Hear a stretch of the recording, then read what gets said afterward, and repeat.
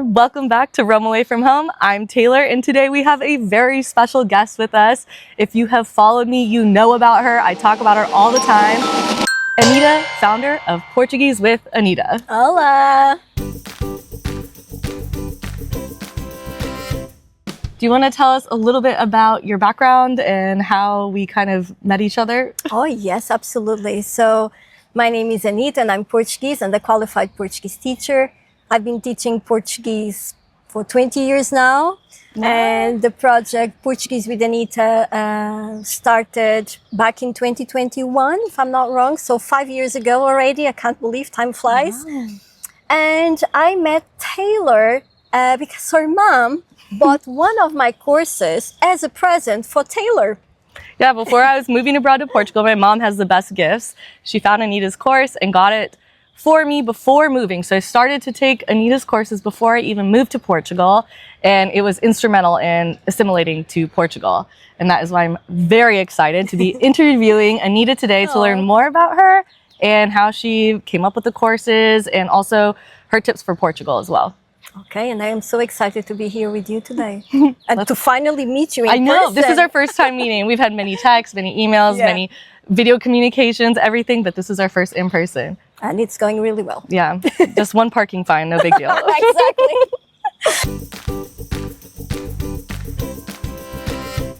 You have such a gift for making language accessible, and I say that as many people that I know have taken your course. What inspired you to get into teaching, and then when did it become, yes, this is what I'm going to do?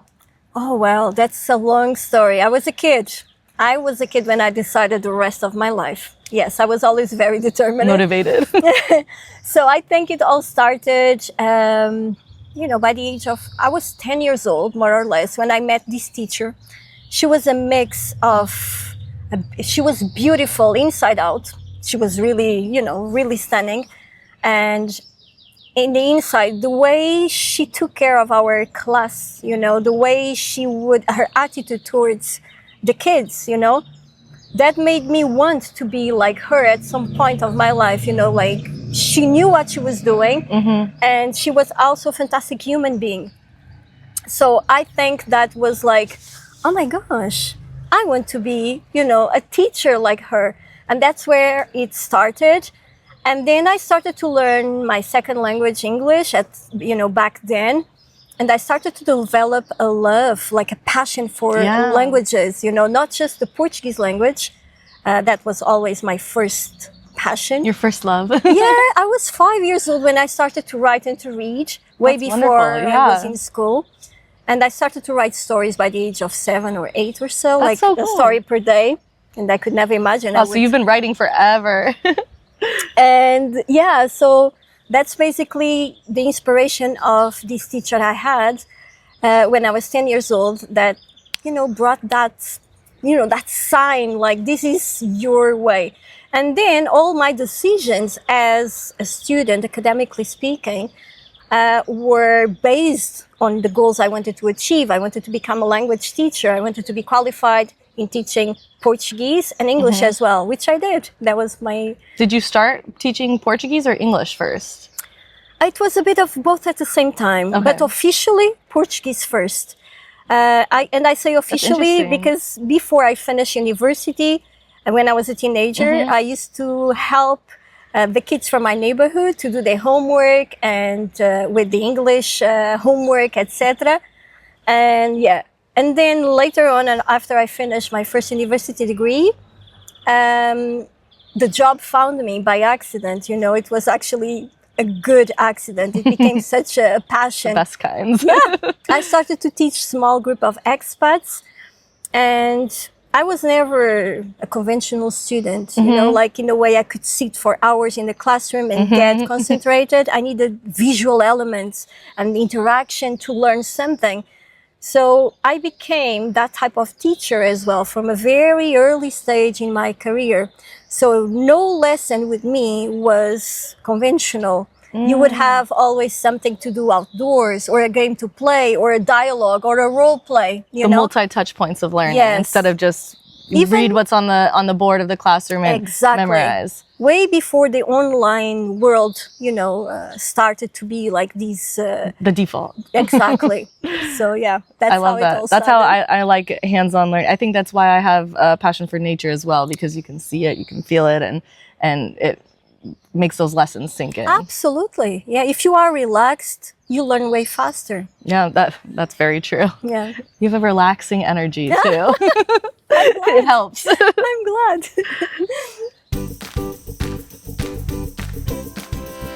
I personally, talking about the different styles of learning, I needed and enjoy the fact that your course is self-paced and online, but also has in-person moments. Yes. And you kind of touched on it, but what made you go that route? The more of the online, I would say online first, and then also the touch points in person that are available to your students. Life. Life Yep. made it. Why? We all have different backgrounds. We have different schedules, like busy lives. Some of us are traveling, others are, working and taking care of their kids. So we all have different moments to learn. And availability and even mood, right? We are moody, we are humans. So I had to find a way for everyone to be happy. And the way for that is to provide people a way they can do their self-studying, right? Yeah. Whenever they have a break, whenever they feel like, that's how it should be done. Not like forcing people to sit in a specific time. If the person is not feeling well, if the person is too busy to attend the class at that specific time, that is already off for the student, like, oh, I had such a difficult day and I'm not concentrating, and with my courses, you have that freedom of choice. You do it whenever your heart tells you to do, or your mind, Empowering the learner. Exactly. I understand. My schedule is every single day is different, Yeah. which I love, but it also means that the in-person courses, and typically they are at night here in Portugal, Yeah. those were never going to really fit with my schedule. There you go. My husband, Mike, he has a way different learning style than I do, so we do your courses very differently. I will sit through many modules at once, and he will do a lesson at a time, and it works for both of us as very different learning styles. Exactly. So that makes sense. Yeah. Have you always taught, you said that when you found, the profession kind of was a happy accident right after university. Were you always looking at different ways to adapt to different learners? Yes. And was it mostly in the adult learners? I started with adult learners, Okay. so I started the hard way. Yeah. People that already are stuck in their ways. Like adults get bored easily, and our other minds things are going everywhere. Like, oh, I have to do this. I can forget this. I can forget that. Right? Your mind is everywhere. Yes. Right? Kids are easy. Like you give them a task, they do it, even if they are energetic and all of this. But it's different. They do what you tell them Yes, to. you're their authority. Exactly. You are the teacher, you are the authority. But with adults, that's a different thing. It's a different concept. So I needed to adjust every single lesson to my students' needs or to the group needs. I always needed to find a way that would please everyone. The grumpy ones, the moody ones, the happy ones, the relaxed ones. So something that would involve everyone and somehow force people, in a fun way, of course, of saying that it's forced, but to interact with each other. I always had to adapt all the methods and the strategy of the lesson to the group. Absolutely. Now in your courses, we have the bells. Yes. Portuguese only bells one? are so It's- good. I think so. Every half an hour, the church Oh, it's the bells 30 goes minutes. poof. Yeah. How have you chosen to, I feel like I've seen your courses develop over time to where you have people actually being in person, going on retreat style kind of lessons, Yeah. and then also online chats that you're actually engaging with other students. Yeah. How have you kind of grown that over the last couple years? I love it. I have fun with my students. That's the thing, I do that for themselves and for myself. Don't tell anyone. She's not saying it just because I'm here. But if you know a bit of my personality, you for sure know I'm adventurous and I like to show things around to people. I love to show my country, my favorite places. So I do these events, even here in the mainland as well, like meetups, like going to see, for example, in February, we went to see the, how it's called, Algarve Monastery. Oh, cool. Yeah. Oh, I saw videos of that. That looked really beautiful. Yeah. So it's a way for them to be with me, to make friends with the other students, and they did. That was fantastic. And to learn the culture and practice the language at the same time. With a teacher here, doing workshops, doing guided tours, fully in Portuguese, trying local food. You know, this is what I like to do as, you know, for myself too. Yeah. So it's, for me, it's not even work. It's something like, let me share this moment with my students, you know? And then we have these Zoom sessions online where we have a quiz night to review contents in a fun way. Ooh, I love that. Yeah, I love a good really quiz fun. night. You have to participate. Mike and I definitely. met during quiz night. That's how we first met. Yeah. So Okay. I definitely, we both will have to join. the Okay, next one. absolutely. And bring doggies too. Yes. They'll win. Yeah.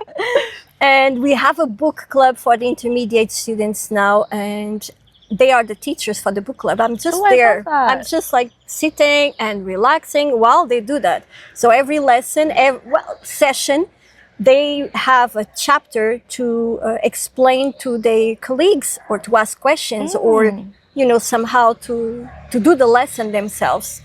And this empowers people to learn. You Yeah. know, when you have to teach someone something, you're also learning. That's true. The best way to It's- learn is to teach oftentimes. Yeah. I mean, you already knew Portuguese, but I still think, like, even I'm sure developing your courses even probably required learning a lot of detailed Yes. English that maybe you didn't even, I don't know how Absolutely, to wouldn't describe think it for. of like Yeah. in your daily life. Yeah. That's I understand. It takes you back to the roots of the language and stuff. Yeah. It's cool you have so many different things because it goes back to you making different moments for different types of learners and Yeah.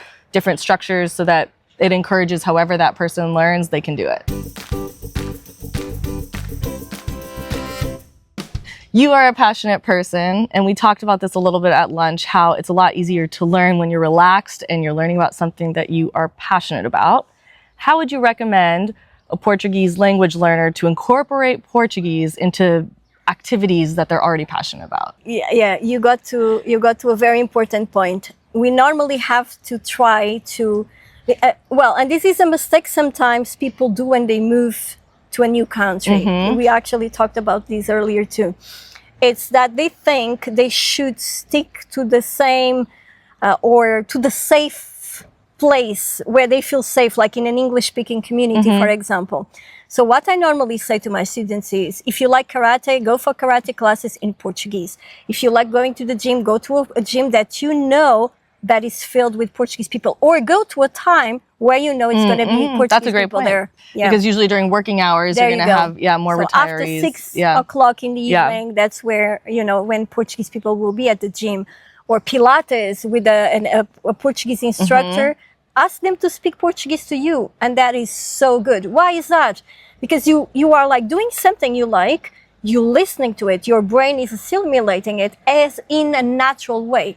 Not like the pressure of being in a lesson, learning, oh, look, this is a list of vocabulary. Or something that doesn't relate to you. Like Exactly, something you me, don't like. Imagine school- boxing. You're not Yeah, interested in boxing. exactly. Imagine learning about boxing. then you're like- learning two things at once. It could overwhelm your brain.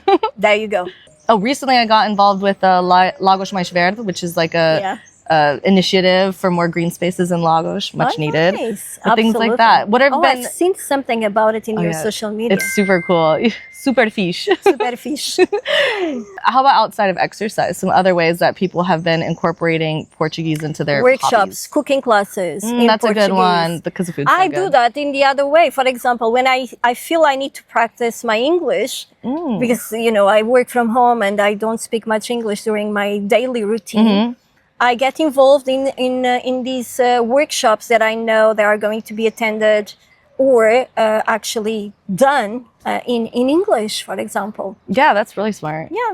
And So you that's and another normally way. you know ahead of time. Portugal has so many great workshops and community events. Usually they will kind of designate if it's going what language the workshop or the class will be in. Yes. Yeah. I find. Exactly. It makes it easy to choose. Makes it easy to choose because all the information is normally provided. And normally you have even free activities like this in your area of where you're living, you know, like the Junta de Freguesia or the Câmara Municipal, the council, the local council, they organize free activities for people who live there. So you just have to check their page or on Facebook. I always say, even for visitors, I recommend following the município if they have a Facebook page or whatever, the Câmara page.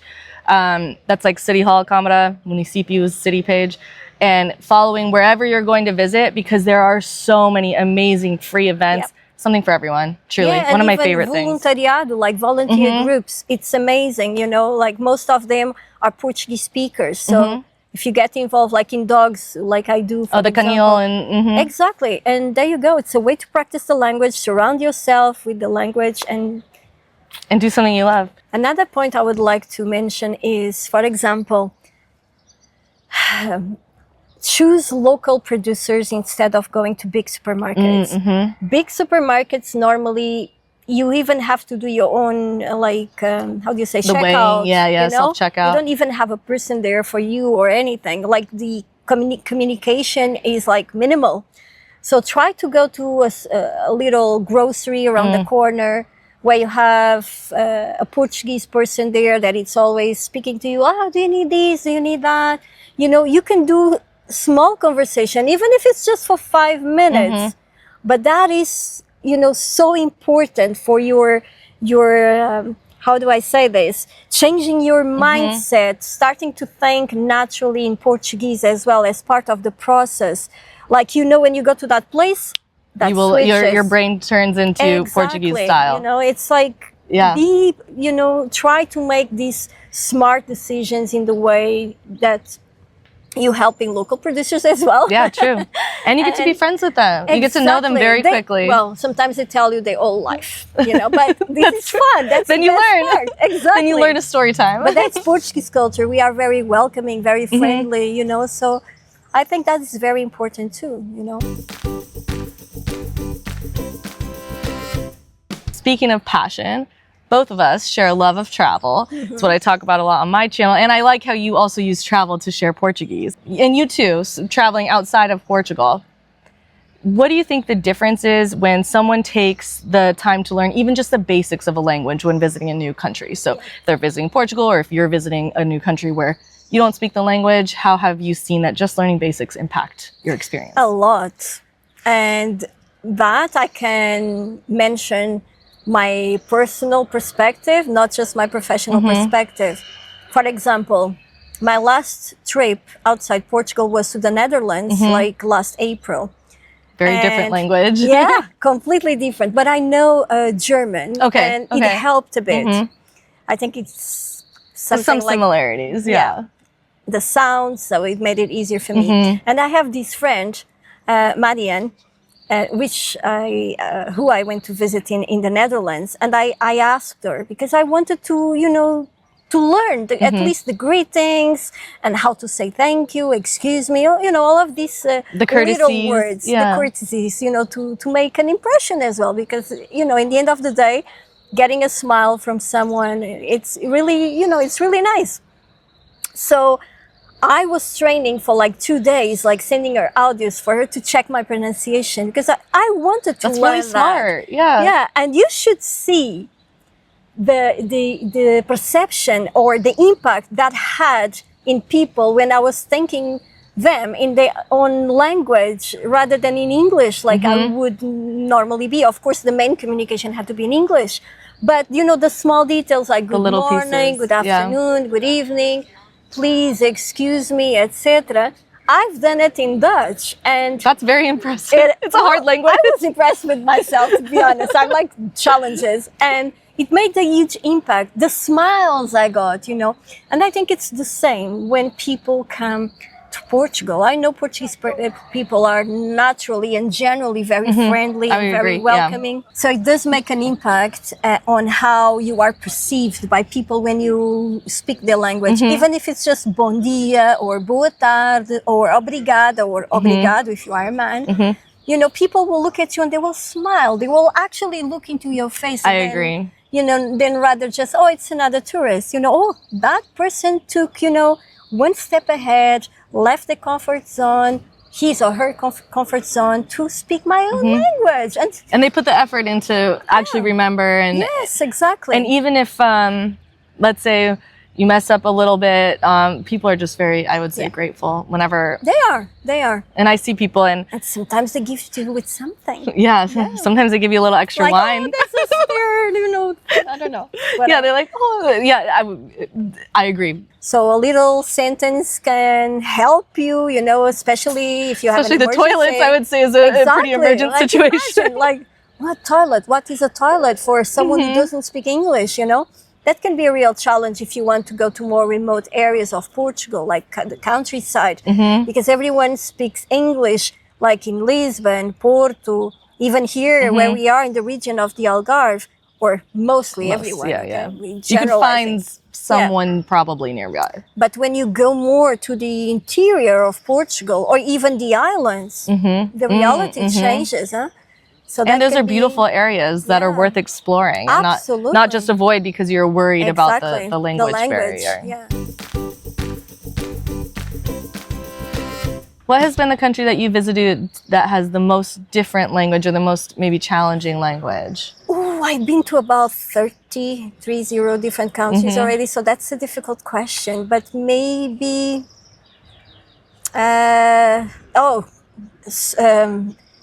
Swiss German.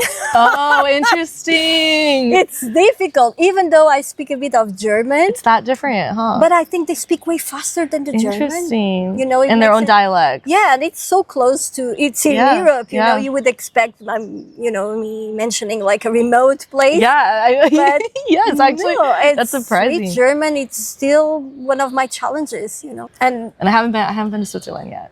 Well, I have, and I have family there, family and friends there. Yes. So good reasons to visit. Good reasons to learn. And every time I go there, because you have the part that is French speaking, and the other one is. They have 4 or 5 languages like officially there.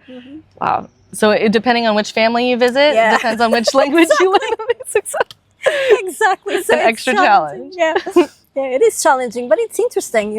It's wow, it's mind blowing sometimes. One of my favorite parts of your courses is that at the very beginning, you have a picture of somewhere that you've been throughout the whole Portugal. And I actually have used your pictures to add places and plan some travels around those pictures. Oh my gosh. I really have, because then I need to go there. Like, truly beautiful. What is, if you have one, an all-time favorite destination in Portugal? Oh, I have my favorite destination in Portugal for sure. São Miguel Island. Okay, and you were just there, yeah? I was just there for the third time, second time with my students, but my third time. And every time I come back, it's like I'm chilling, like I don't know. You adapt to the island life? Oh my gosh, yes. Even my driving changes. I'm not like, like I come like, it's fine, we have time. Like, I don't know, I love it. Well, for some reason, it's called the Green Island, Ilha Verde, right? It's beautiful. It's super green. And green calms me down, right? It's amazing. It's a mix of ocean and mountains. And it's super unbelievable. Beautiful. And I haven't been there yet, but it's one of the things on my list. You have to go for one of my retreats. What do you like to do there the most? Hiking. Yeah. Going through all the trails and it's volcanic, right? Yes. Yeah. It's like beautiful. And there's these waterfalls. It looks like you are like in a different dimension, like Hawaii. I've never been to Hawaii, but from what I see in the movies, etc., it reminds me of Hawaii. Definitely. A lot of people say that it is like the Hawaii of Portugal. And yeah, absolutely. For people in the U.S. That haven't considered going, if you're on the East Coast, it's actually closer to go there than it is to go to Hawaii. Yeah. So it's from the West Coast, it's faster to go Hawaii, but from the East Coast, you might as well just come to Portugal via the islands. Yeah. There you go. So another reason to fly there and get to know São Miguel Island. And you can sandwich it on a trip. If you're visiting from somewhere else, you can fly to the islands and then fly to the mainland or leave through the islands. Because there's 9 different islands on the way. Yeah, exactly. How many have you been to? I have only been to São Miguel. And you just love it so much. I just love it. I started with the best, so what can I do? That's true. But I am going to Terceira in September with a group of students for another retreat. And we are going to So you'll see if it's still the best after that. Yes. Well, everyone say, oh, you will still prefer São Miguel. I think every island will, from what I can understand, has its unique perspective and unique things, So, yeah, I think I want to know the other islands as well, still, of course. I'm excited to see what your opinions are after being to having San Miguel as your favorite and then moving on.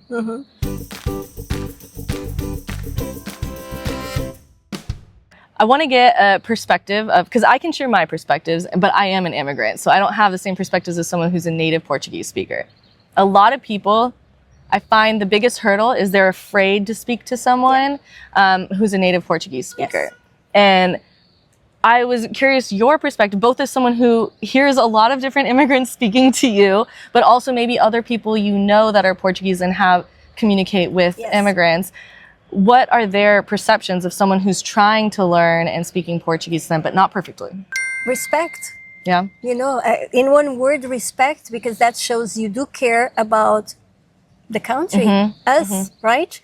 It's like you really want to adapt, right? Because it's a different feeling for us. I feel honored when people, not just because I'm a teacher, you know, but I feel honored when I go to the post office and the person ahead of me tries to speak to the lady in Portuguese. So you, as a third party objective. Yes, I'm like, you know, like watching from the back. It's really interesting. And that makes me help my students as well and find and help them with their specific needs too, you know, by observing from a different perspective rather than in a lesson, you know. So when I see these situations, it makes me like so happy. And me as a person there, like out of my teacher uniform. In incognito, undercover. That person say, come on, I'll help you, you know? Like, because I've done that without even them knowing I'm a teacher, like, oh, you should say it like this, or, you know, and that is because that is so cool. So not just you get respect from people, but you also get the help from people. Okay, that is a good point though. We're talking about traveling. One thing I think you should always learn is I don't speak this language, whatever the language is. Português. Yeah, say it one more time for everyone to hear your... Eu não falo português.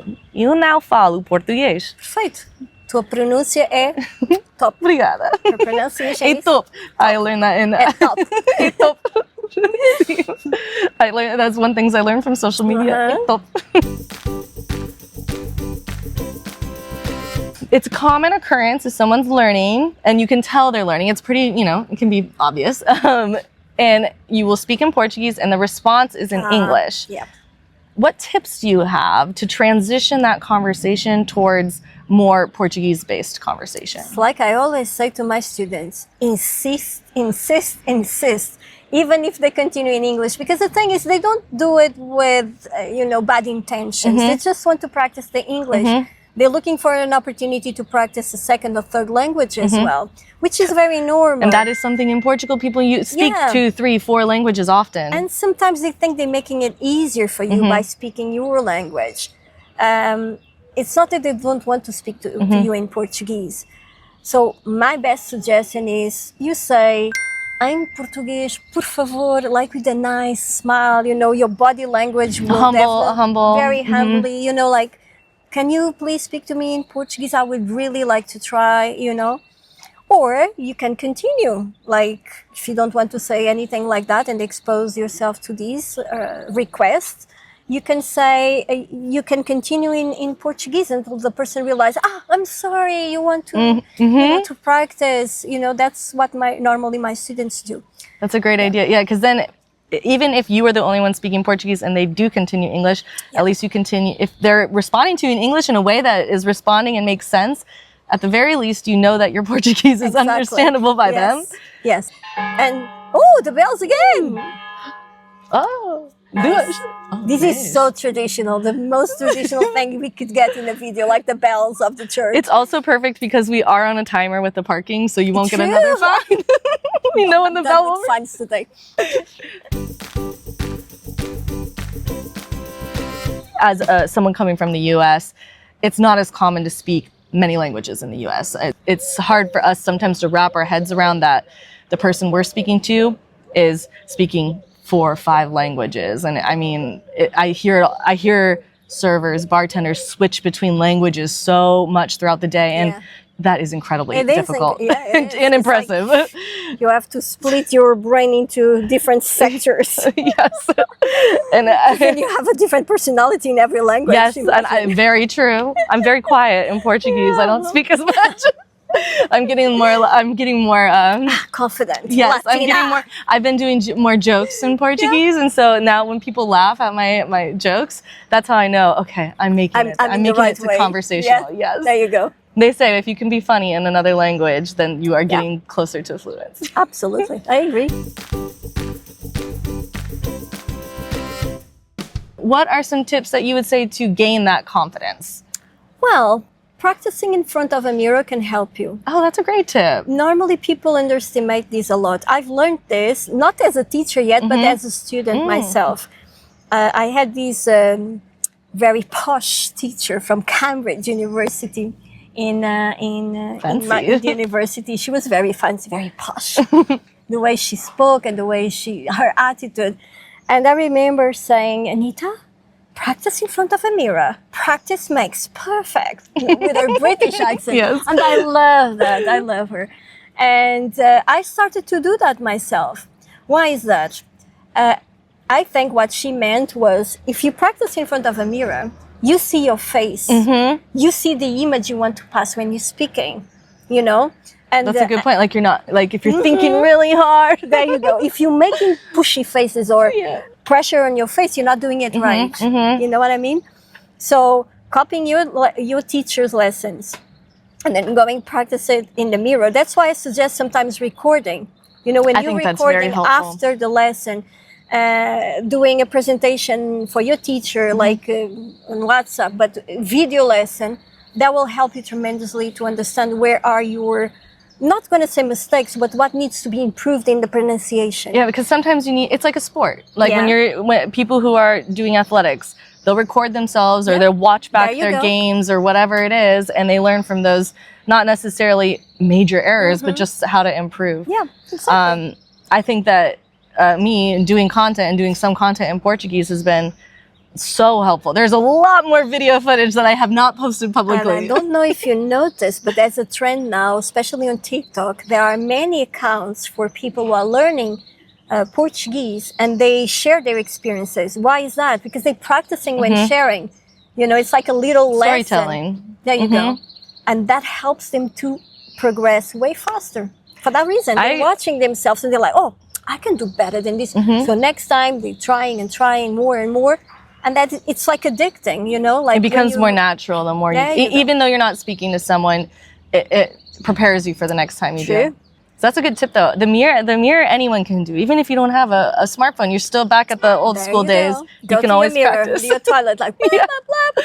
Cow, mow, pow. And you see if your face is being too yeah, and the movements of your mouth make a big difference. It does. You have to train. I had a friend, Caitlin, I think Caitlin from the Country Jumper. Oh, I love her. Yeah, she's so great. She's fun. We met through social media and now we've become friends, and she's such a nice person and has really a different take on life in Portugal. So she, though, made the point. If you are not doing the movements with your mouth and you're looking at yourself, but you're trying to force the English mouth movements, you will never get the Portuguese pronunciation, like the ow. It's different. Because you're trading different parts of your mouth. Like the LH you know, it's like going to the gym. You cannot expect to be fast if you only doing weights. You know what I mean? So you have to train the specific parts of your mouth or your throat as well for the language. Yes, and it is different. If you have not spoken Portuguese before, there are movements that I have never made with my mouth that I now make with Portuguese.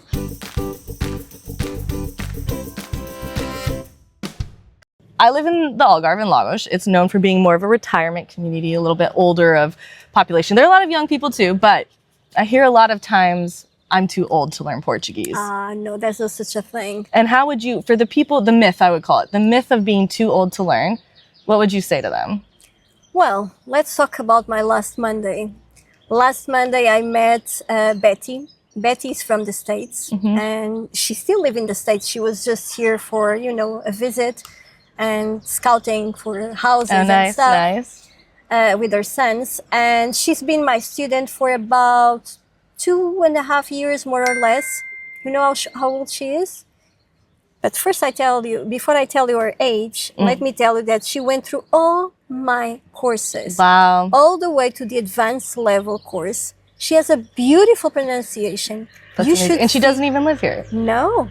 And she has nobody to practice with, you know? Wow. She's 78.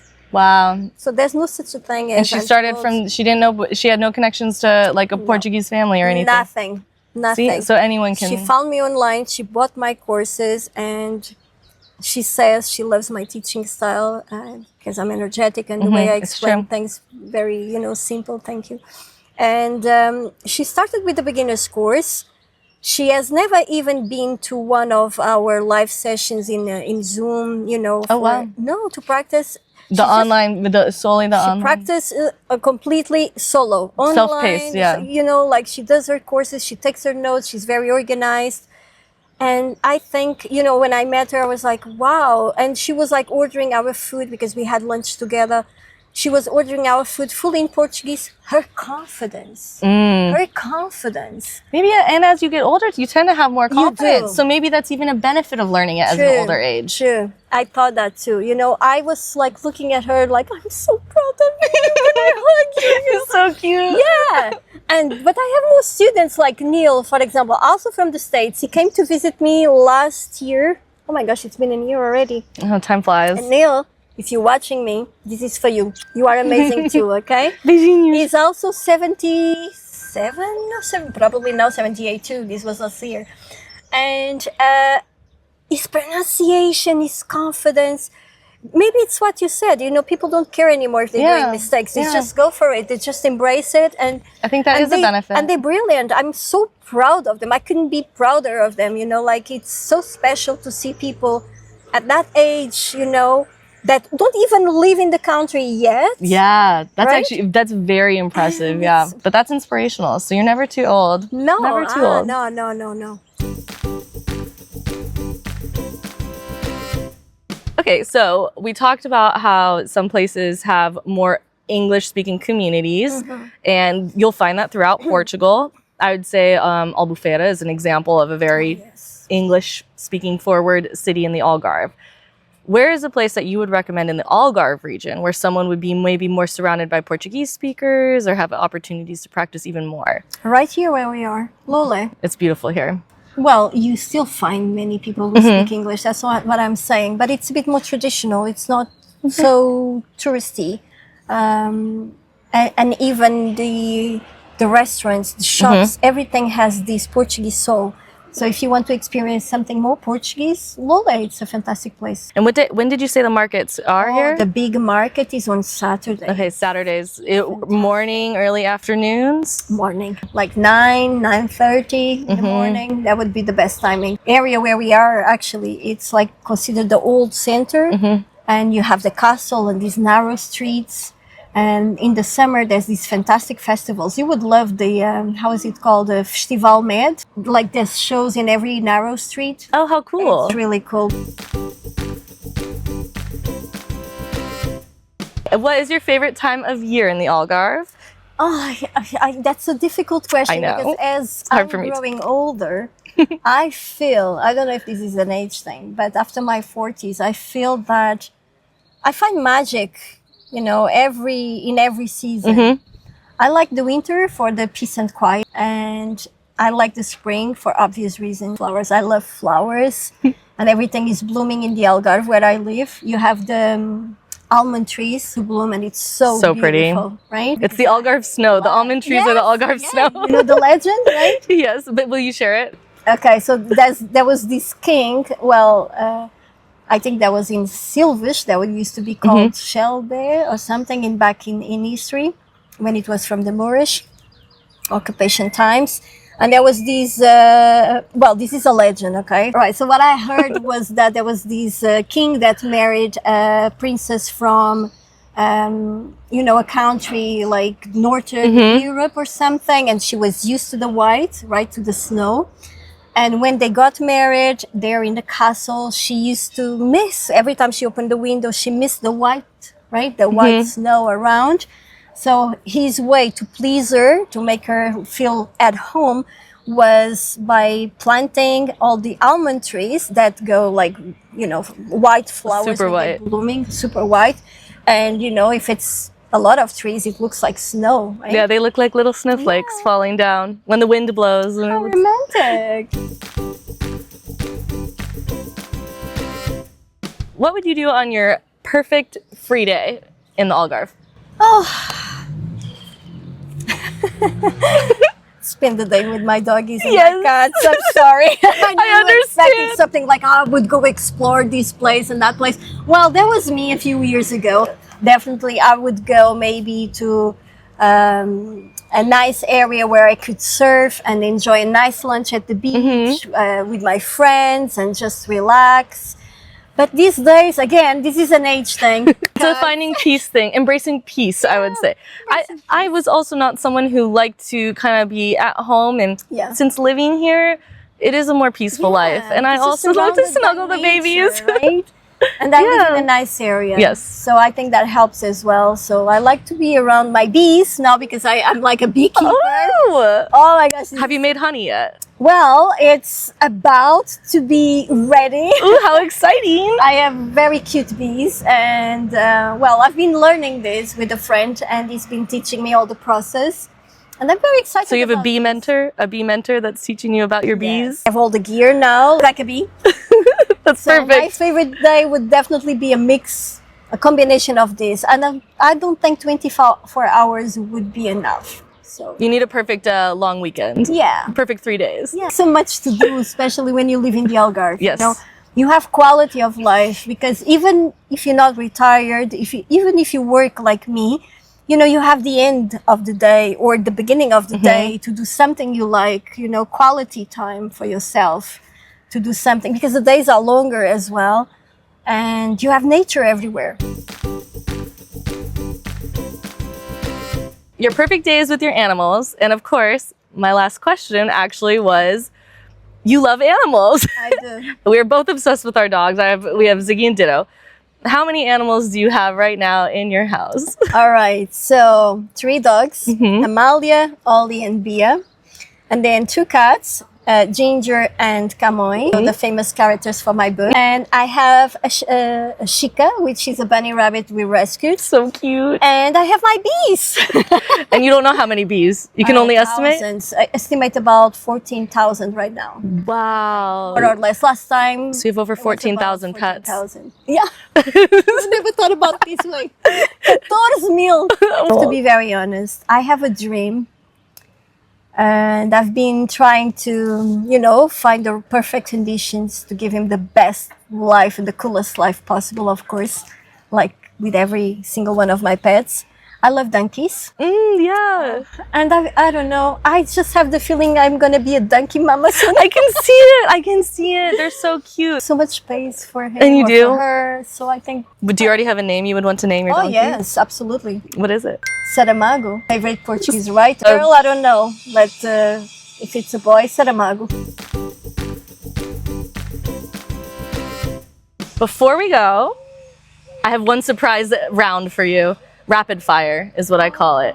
Where I say a word in Portuguese. This is the Portuguese component. Okay. But anyone I'm can get scared now. anyone can get the gist of it. I'll say 15 word topics and you tell me the best or favorite of that. So I'll say something like cow and you say your favorite dog. Oh, something like okay. that. But in Portuguese. Okay, so I have to give you a word that it's related to that, like my favorite. Your favorite or best, yes. Okay. And this is In one word? rapid fire. Okay, let's go. I think it'll come to you. Okay. The first word is going to be one of my favorite things about Portugal, so should be easy, yeah? Okay. Ready? Sobremesa. Mousse de chocolate. Dia de semana. Segunda-feira. Flor. É difícil. Tulipa. Ok. Ah, tulipa. Ok, perfeito. Jantar. Bacalhau à Brás. Restaurante. Restaurante. Vegetariano. Any. Qualquer um. Animal. Burro. Álbum da música. Pedro Brunhosa. Don't know the name of the albums. I'm so sorry. I'm such a bad fan. But from Pedro Brunhosa. Todos. Yeah, todos. Filme. Filme. La la. Madagascar. Oh! I like to move it. King Julian. Peixe. Como? Peixe. Peixe? Ao vivo ou para comer? Okay, ao vivo, baleia. But it's not a fish, they are mammals. But Castelo. castelo de silvas. Cor. Cor? Verde. Oh, perfeito. Adoro Muito ver. calma. Mês. Dona. Maio, meu. Ah, perfeito.